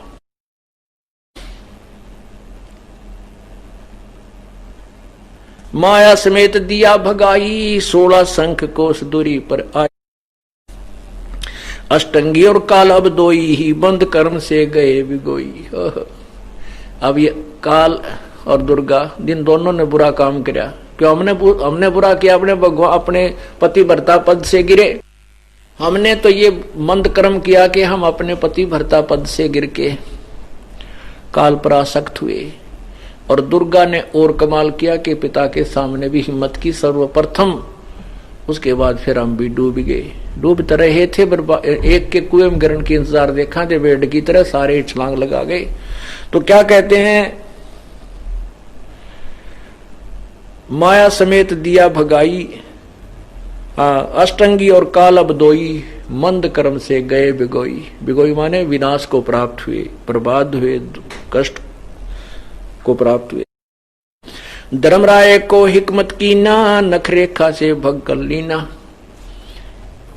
पुण्यात्मा, इस काल को धर्मराय भी कहा जाता है कि यहाँ का यो न्यायाधीश भी है। और न्याय नाम की चीज नहीं कहीं पर भी 21 ब्रह्मांड में। निरंजन धन तेरा दरबार, जहां तनिक नहीं नाय विचार, और न्यायाधीश कहलाता है। इसलिए धर्मराय कहा है। धर्मराय माने धर्म, जैसे न्यायाधीश को धर्मराज यानी धर्मराय, ऐसे न्यायाधीश की सर्वोच्च न्यायाधीश भी यही है। धर्मराय को हिकमत कीना, ऐसी क्रिया की कि नख रेखा से भग कर लेना, अपने नाखनों से स्त्री प्रजनन इंद्री बना ली। धर्मराय की ने भोग विलासा, माया को रही तब आशा। दुर्गा प्रेग्नेंट हो गई। 3 पुत्र अष्टंगी जाए, ब्रह्मा विष्णु शिव नाम धराए। 3 पुत्र इस दुर्गा ने उत्पन्न किए और इनके ब्रह्मा विष्णु और शिव जी नाम रखे गए। 3 देव विस्तार चलावे, इनमें यो जग धोखा खावे। ये तीनों देव इस काल के, तीनों देवता रजगुण ब्रह्मा सतगुण विष्णु तमगुण शिव जी, इस काल के विस्तार को इनको चला रहे हैं। इसकी सतिथि, ये उत्पत्ति, सतिथि और संहार, ये व्यवस्था इसकी बनाए हुए हैं। और इन्हीं के अंदर, इन्हीं की पूजाओं में ये संसार धोखा खा रहा है, इन्हीं को भगवान मान रहा है। पुरुष गम कैसे कोई पावे, काल निरंजन जग फरमावे। पुरुष माने परमात्मा, पूर्ण भगवान की महिमा, गम्य माने जानकारी कैसे प्राप्त कर सकता है प्राणी, क्योंकि ये काल भगवान सबको भ्रमित कर रहा है, मिसगाइड कर रहा है अपने झूठे संत ऋषि महर्षि भेज कर वो अज्ञानियों से, और अज्ञान प्रचार करा देता है, भ्रमित करा देता है, दिशा से दूर कर देता है। 3 लोक अपने सुत दीना, सुन निरंजन बासा लीना। 3 पुत्र, 3 लोक। अब जैसे ये पृथ्वी लोक, पाताल लोक और ऊपर स्वर्ग लोक, ये तीनों अपने पुत्रों को दे दिया जहां इसकी आहार तैयार होता है। और सुन ऊपर, सबसे ऊपर वोकम, सुन माने जहां कोई नहीं स्थान, निर्जन, केवल यही रहता वहां पर। वहां सुन शिखर में धर्म अन्यायी, जिन शक्ति डायण मैल पठाई। ये काल स्वयं वहां रहता है, नीचे दुर्गा को भेजकर फिर यहां का कंट्रोल वही करवाता है। 3 लोग अपने सुत दीना, सुन निरंजन बासा कीना। अपने पुत्रों को देकर के तीनों लोगों को स्वयं ये ऊपर रहता है। जैसे गीता जी के 7वें अध्याय के 12वें श्लोक में कहा कि इन तीनों गुणों से जो हो रहा है वो मैं ही उसका निमित्त हूं, मैं इनमें नहीं, ये मुझ में नहीं। अलख निरंजन सुन ठिकाना, ब्रह्मा विष्णु शिव भेद न जाना। होय होय। आपने देवी पुराण में पढ़ा कि विष्णु जी समाधि लगा रहे हैं, 12,000 वर्ष तक समाधि लगाई। और विष्णु पुराण में भी लिखा है कि भगवान विष्णु ने 12,000 वर्ष तक समाधि लगाई, लेकिन भगवान नहीं मिला। तो ये तीनों देवताओं ने भी अपने पिताजी के दर्शन करने का प्रयत्न किया, अपनी जो वेदों वर्णित विधि से कोशिश की, परंतु ये काल भगवान को भी नहीं प्राप्त कर सके, क्योंकि वेदों में वर्णित विधि से परमात्मा प्राप्ति नहीं हो सकती। उससे सिद्धियां आ जाती हैं, स्वर्ग महास्वर्ग आदि की प्राप्ति हो सकती है, देव पद प्राप्त हो सकता है, जन्म मृत्यु समाप्त नहीं हो सकता, और परमात्मा के दर्शन साक्षात्कार नहीं कर सकता। श्रीमद् भगवत गीता जी अध्याय नंबर 11 के श्लोक 47-48 में कहा कि मैंने जो ये विराट रूप दिखाया है, ये मेरा वास्तविक रूप है, ये मेरा काल रूप है, और इस मेरी प्राप्ति अर्थात मेरे इस रूप के दर्शन, उसकी प्राप्ति न वेदों में वर्णित विधि से, न किसी क्रिया से, न जप से, न तप से किसी प्रकार भी नहीं हो सकती। इति सिद्धम, वेदों में वर्णित विधि से भी मुझे यानी परमात्मा प्राप्ति नहीं है। इन्होंने वेदों का ओमनंतर और काल के द्वारा प्रेरित किया गया तपो तपो तप करो ये भ्रमित ज्ञान दोनों को मिलाकर के साधनाएं शुरू की। इनमें सिद्धियां आ गई, जैसे लोक रचन एक सिद्धि है, वो ब्रह्मा को दीन एक ब्रह्मा को देती, मनुष्यों के शरीर रचान की यानी प्रेरणा करने की, ये रजोगुण प्रधान इसको कर दिया। तो ये सिद्धियां प्राप्त हो जाती हैं, प्रभु प्राप्ति नहीं होती। तो इस प्रकार शिव जी ने भी काफी वर्षों तक साधना की, ब्रह्मा ने भी साधना की, भगवान नहीं मिला। आखिर में इन्होंने अपनी ही सोच थ्योरी बना दी कि परमात्मा निराकार है, उसका कोई आकार नहीं, और वेदों में लिखे ज्ञान से सिर्फ ये कह दिया कि उसका प्रकाश देखा जा सकता है। अरे भगवान बिना प्रकाश कैसा? जैसे कोई कहे सूर्य निराकार है, सूर्य का प्रकाश ही देखा जा सकता है, सूर्य तो है ही नहीं, वो दिखाई देता ही नहीं, तो वो ब्लाइंड है, उनको ज्ञान वाली आंखें नहीं हैं, वो अंधे हैं, जो रॉन्ग स्टेटमेंट बता रहे हैं। सुनी सुनाई वो भी अंधों से ही सुनी हुई। यदि आंखों वाला बताता, तत्वदर्शी संत बताता, तो ये नहीं कहता कि परमात्मा का प्रकाश ही देखा जा सकता है, परमात्मा निराकार है। नहीं, सूर्य के बिना प्रकाश किस चीज का हो सकता है? किसी का नहीं। जो प्रकाश, जैसे ही हम शेड में बैठे हैं, हमें बाहर प्रकाश नजर आ रहा है, अब हम कहें कि प्रकाश दिखाई देता है सूर्य का, लेकिन सूर्य निराकार है, वो दिखती ही नहीं, क्या ये स्टेटमेंट ठीक हो सकती है? ये तो सही है कि प्रकाश दिखाई दे रहा है, लेकिन है किसका? वो सूर्य का ही है, तो शेड से बाहर नजर आ रहा है, शेड के अंदर भी चमक रहा है, रिफ्लेक्शन होकर आ रहा है। तो इस प्रकार इन अज्ञानी ऋषियों ने, महर्षियों ने परमात्मा की परिभाषा को ही बदल डाला, अपनी सोच के, अपने ही जो अनुभव के शास्त्र बना डाले। तो हम जो अनुयायी थे, श्रद्धालु थे, उन्होंने वेद और गीता को पढ़ने की, जानने की चेष्टा नहीं की, उनके द्वारा दी गए अपने अनुभव को ही फाइनल मानकर आश्रित हो गए। ये काल जो है सब जीवों को भ्रमित कर रहा है। तीन देव जो उसको ध्यावे, निरंजन का वो पार न पावे। और तो कौन ढूंढ पा सकता है? ब्रह्मा विष्णु में इसको नहीं मिला। वो अलख निरंजन बड़ा बटपारा, तीन लोक जीव कीन आहारा। बटपार माने ठग, धोखेबाज। ये ज्योति निरंजन, अलख निरंजन जिसको कहते हो, जो दिखता को ना, अलख माने जो दिखाई नहीं दे, निराकार, जिसे तुम निराकार निरंजन कहते हो, अलख निरंजन कहते हो, वो बड़ा ठग है और तीन लोक के जीवों को वो खा रहा है। अलख निरंजन बड़ा बटपारा, तीन लोक जीव करत आहारा। ब्रह्मा विष्णु शिव नहीं बचाए, सकल खाए पुन धूर उड़ाए। ब्रह्मा विष्णु महेश को भी नहीं बख्शता, इनको भी खाता है। ओए होए, इनको भी खाता है। जैसे ब्रह्मा जी की आयु, रजगुण ब्रह्मा की आयु है कि 1008 चतुर्युग का दिन और इतनी ही रात्रि। हम इसको 1000 चतुर्युग मानकर चलते हैं लमसम। तो 2000 चतुर्युग के दिन और रात हो गए। ऐसे 30 दिन का एक महीना और 12 महीने का एक वर्ष, ऐसे 100 वर्षों की, ये दिववर्ष कहो, ऐसे 100 वर्षों की श्री ब्रह्मा जी की आयु है। ये मरेगा। 51वां वर्ष ब्रह्मा जी का चल रहा है। ये 50 वर्ष पूरे कर चुका है, 51 भी पूरे होंगे। ये मरेगा, मृत्यु होगी। इसके बाद 7 ब्रह्मा की मृत्यु के बाद वर्तमान विष्णु की मृत्यु होगी। इस ब्रह्मा की मृत्यु के तुरंत बाद एक अन्य ब्रह्मा ये काल तैयार रखेगा अपनी दुर्गा से उत्पन्न करके, और उसको यहां उसी पद पर विराजमान कर देगा। 7 विष्णु की मृत्यु के उपरांत एक ये शंकर शिव मरेगा। इसलिए तीनों की मृत्यु होगी। ऐसे 70,000 शिव जब मर लेंगे, इस एक ब्रह्मांड का विनाश होगा और ये काल भी मरेगा, 21वें ब्रह्मांड में जो रहता है। और ये एक युग होगा परब्रह्म का। ऐसे 1000 युग, ऐसे 1000 युग का परब्रह्म का दिन, इतनी ही रात्रि होगी।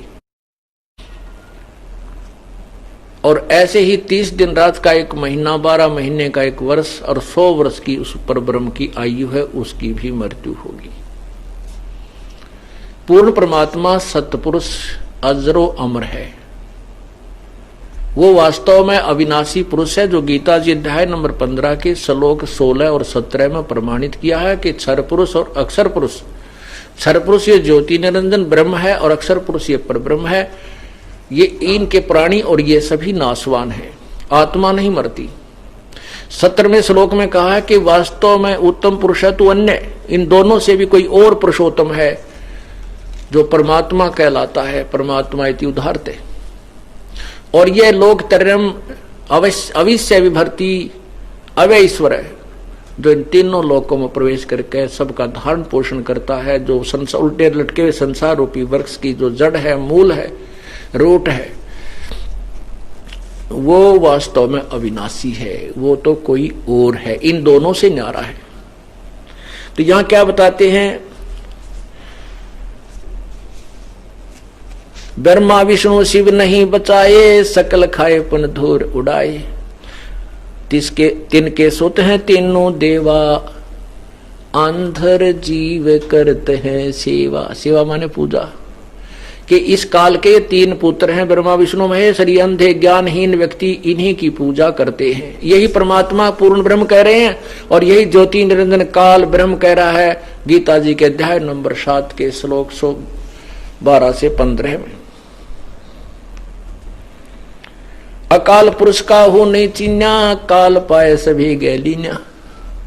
अकाल उस पूर्ण परमात्मा की पूजा किसी ने नहीं की और उस काल को सभी ने स्वीकार कर रखा है।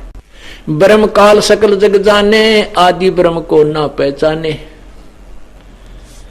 3 देव और अवतारा, ताको भजे सकल संसारा। ये तीनों देवता ब्रह्मा विष्णु महेश, और इन्हीं के द्वारा, इन्हीं के अवतारों को राम कृष्ण आदि को सब संसार भज रहा है, पूज रहा है, इन्हीं की पूजा करता है। 3 गुणों का ये विस्तारा, धर्मदास मैं कहूं पुकारा। अब 3 गुण मालिक ने वही वर्णन दे दिया। 3 गुण, रजगुण ब्रह्मा, सदगुण विष्णु, तमगुण शिव जी।